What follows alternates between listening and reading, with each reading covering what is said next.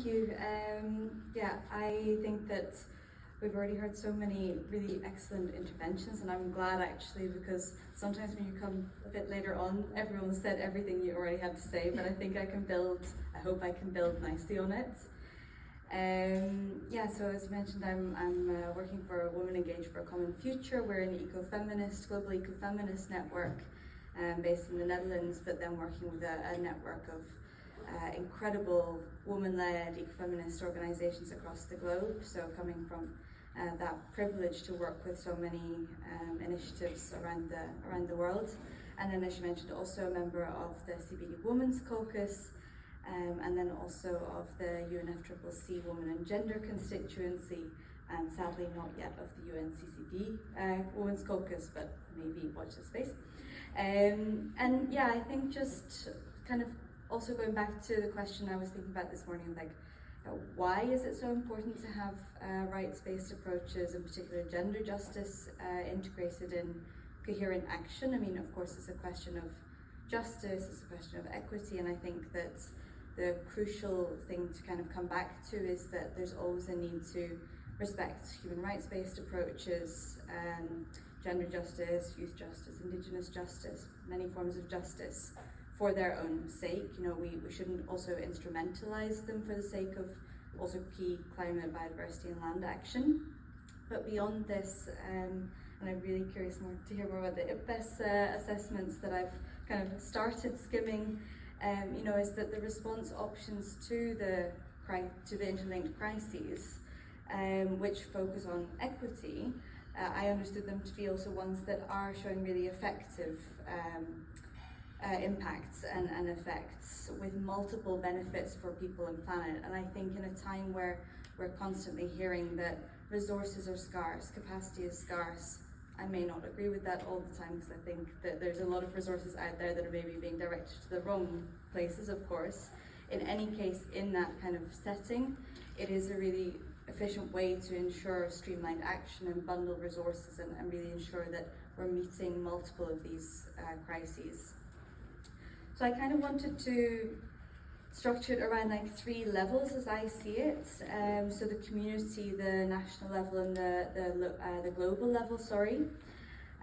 From a gender justice perspective, what are some practical ways? I think that first of all, we need to recognise women and girls in their diversity, and I really want to emphasise, if I say women and girls, I really mean in their diversity, not recognise them as just one homogenous or monolithic group, as agents of change, not only as victims of the multiple crises, although of course it's vitally important that we recognise and also get more data and understanding on the differentiated impacts of the crises. I think that what I get the privilege to see in my daily work is that there are so many solutions, community-led, woman-led, grassroots initiated solutions that already exist. They're just not really getting enough recognition. They're certainly not getting enough resourcing or funding. I don't know if it's just because they're not operating yet at scale or because they're not well enough known, but I think that's really crucial. And thinking also of scale, one of the things that I wanted to mention is, yes, of course, it's important that we can scale up action, but also recognizing that sometimes solutions are so effective because they're really rooted in the precise context and precise situation of those communities. And really recognizing the diverse needs that communities and people have. As I say, one of the things that I think makes them, a lot of solutions, inherently synergistic, holistic, a lot more of the buzzwords of course, but is that they're rooted in people's lives. And I have to say, I don't know if anyone else is experiencing the jet lag, but at 6 o'clock this morning, 5 o'clock this morning, when I was thinking about this, you know, I was reflecting on what we've heard in the rooms the last few days, often hearing, at least in the biodiversity and climate change rooms, hearing, you know, we don't want to interfere in this mandate, we would have to talk to our climate colleagues. You see this siloing of either the respective mandates of the Rio Conventions or of ministries or departments. You know, women and all their diversity in their communities are not experiencing these crises as theoretical concepts, but they're experiencing them as tangible impacts on their lives, on their bodies, on their lands, and not seeing that those as separate issues. You know, if they're not able to have the same yield of the crops that they grow, they're experiencing that as climate impact, as soil degradation, and also as biodiversity loss. So they're really seeing it as holistic things anyway, and they're seeing that on their health, on, you know, their food security, and so on. So I think that I don't want to actually spend too much time, because I think it's really important to give others the chance to speak, of course, but there could be 100, I mean, we could sit here all night and for many days while I list all of the examples that I've seen in communities. I think, you know, looking at across many countries, communities are implementing, for example, agroecological practices. I've just been reading a colleague's reports on their work with schools to do environmental education in schools, that then the children are going to their parents or going to their mothers, they're getting really enthusiastic. And so you see these really holistic examples. And I think that when you see participation and leadership of women, we also have to recognize that the starting block is really way behind as a result of these historical and ongoing structural inequalities.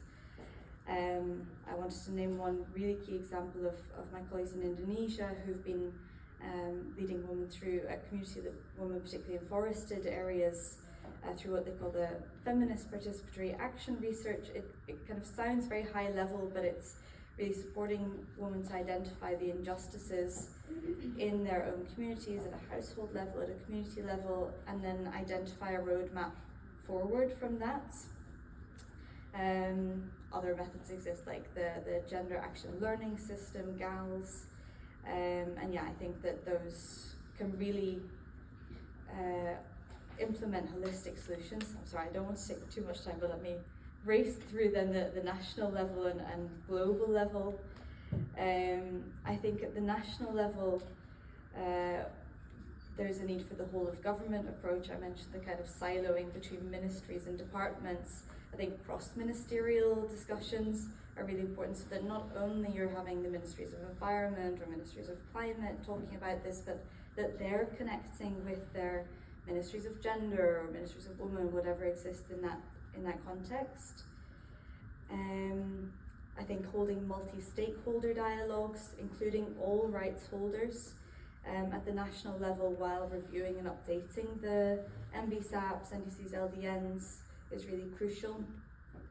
And then I would give a plug also for the CBD Women's Caucus, which has experts in a huge number of countries. I think maybe not all, but many. So if anyone is thinking, I would love a gender responsive MBSAP, LDN, there's probably someone out there who could support you. And then just really quickly mentioning the global level, and particularly the CBD, UNFCCC and UNCCD spaces. I think that there are so many mechanisms that already exist. So the gender plans of actions or gender action plans, as they already exist, really seeing coherence between those, identifying the complementarities, seeing how aspects can be strengthened. You know, for example, land tenure is a really key thing in the CBD and CCD, but not really present as such in the UNFCCC. Encouraging engagement between, an exchange between the gender focal points, where those exist. And again, that would be a call out to any parties who haven't identified gender focal points to do that. And then, yeah, actually touching on what Flora was just saying about those spaces for coordination between and amongst the constituencies and the caucuses is really crucial. And I just want to say a really nice example of coordination spaces for also the rights holders to meet amongst each other, exchange with each other, was like the 1.5 day Women's Forum last year in Cali. And you see that support from the presidency level and the secretariat level was really crucial. I think I'll leave it there to not take up any more time.